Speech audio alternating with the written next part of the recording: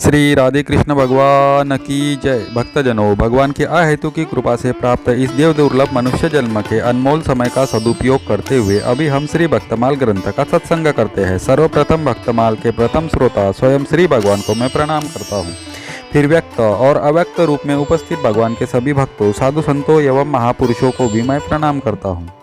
और आप सभी भगवान में श्रद्धा और विश्वास रखने वाले श्रोताओं को भी मैं प्रणाम करता हूँ। भक्तजनों, अभी हम श्री भक्तमाल जी में हरिवल्लभ यानी भगवान के प्रिय भक्तों में श्री सुग्रीव जी का चरित्र सुनेंगे। श्री सुग्रीव जी। श्री राम जी सुग्रीव से कहते हैं, भैया, सब भाई भरत के समान आदर्श नहीं हो सकते, सब पुत्र हमारी तरह पितृभक्त नहीं हो सकते, और सभी सुहृद तुम्हारी तरह दुख के साथी नहीं हो सकते। सभी संबंधों के एकमात्र स्थान श्री हरि ही है। उनसे जो भी संबंध जोड़ा जाए उसे वे पूरा निभाते हैं। सच्ची लगन होनी चाहिए, एकनिष्ठ प्रेम होना चाहिए।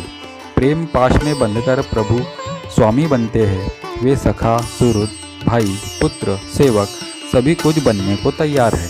उन्हें शिष्टाचार की आवश्यकता नहीं, वे सच्चा स्नेह चाहते हैं। सुग्रीव को भगवान ने स्थान स्थान पर अपना सखा भक्त माना है। बलि और सुग्रीव ये दो भाई थे, दोनों में ही परस्पर बड़ा स्नेह था। बाली बड़ा था, इसलिए वही वानरों का राजा था। एक बार एक राक्षस रात्रि में किष्किंधा आकर बड़े जोर से गरजने लगा। बाली उसे मारने के लिए नगर से अकेला ही निकला। सुग्रीव भी भाई के स्नेह के कारण उसके पीछे पीछे चला। वह राक्षस एक बड़ी भारी गुफा में घुस गया। बाली अपने छोटे भाई को द्वार पर बैठा कर उस राक्षस को मारने उसके पीछे पीछे उस गुफा में चला गया। सुग्रीव को बैठे बैठे एक माह बीत गया, किंतु बाली उस गुफा में से नहीं निकला। एक महीने के बाद गुफा में से रक्त की धार निकली। सुग्रीव ने समझा, मेरा भाई मर गया है, अब वह राक्षस बाहर निकलकर मुझे भी मार डालेगा। अतः उस गुफा को एक बड़ी भारी शिला से ढककर वह किष्किंधापुरी लौट आया। मंत्रियों ने जब राजधानी को राजा से हीन देखा, तब उन्होंने सुग्रीव को राजा बना दिया। थोड़े ही दिनों में बाली आ गया। सुग्रीव को राजगद्दी पर बैठा देखकर वह बिना ही जांच पड़ताल किए क्रोध से आग बबूला हो गया और उसे मारने को दौड़ा। सुग्रीव भी अपनी प्राण रक्षा के लिए भागा। भागते भागते वह मतंग ऋषि के आश्रम पर जा पहुंचा। बाली वहां शापवश जा नहीं सकता था, अतः वह लौट आया और सुग्रीव का धन, स्त्री आदि सब कुछ उसने छीन लिया। राज्य, स्त्री और धन के हरण होने पर दुखी सुग्रीव अपने हनुमान आदि 4 मंत्रियों के साथ ऋषिमुख पर्वत पर रहने लगा। सीता जी का हरण हो जाने पर भगवान श्री रामचंद्र जी अपने भाई लक्ष्मण जी के साथ उन्हें खोजते खोजते शबरी के बताने पर ऋषिमुख पर्वत पर आए।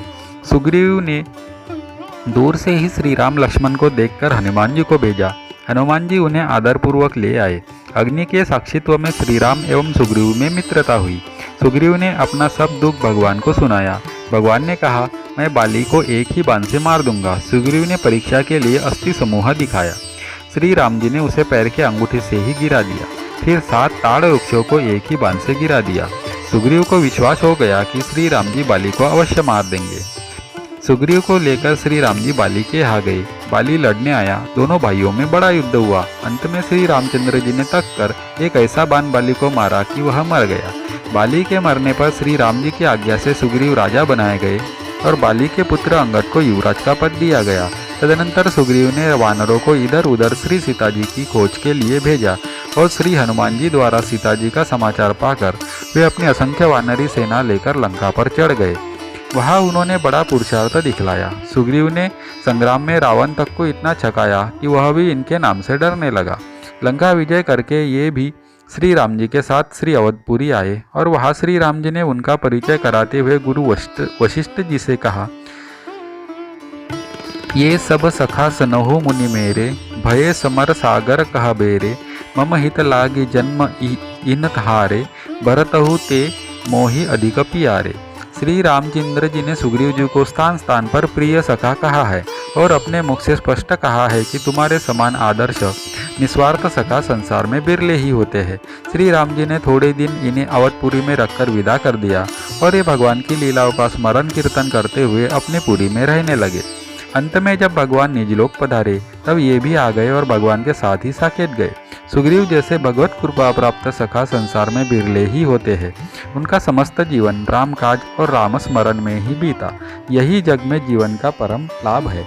भगवान से प्रार्थना करते हुए सुग्रीव जी कहते हैं, प्रभो, मेरी चित्तवृत्ति सदा आपके चरण कमलों में लगी रहे। मेरी वाणी सदा आपका नाम कीर्तन एवं लीलागान करती रहे।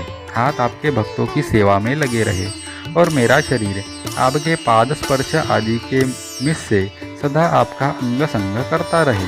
मेरे नेत्र सर्वदा आपकी मूर्ति, आपके भक्त और अपने गुरु का दर्शन करते रहे।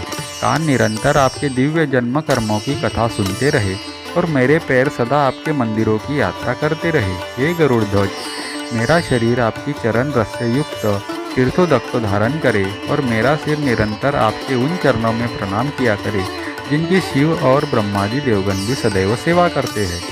श्री राधे कृष्ण भगवान की जय। अगर आप भी भगवान को मानते हैं और साधु संतों में श्रद्धा भाव रखते हैं तो मेरे वीडियो को लाइक कीजिए, एक प्यारा सा कमेंट कीजिए और मेरे चैनल को सब्सक्राइब कीजिए।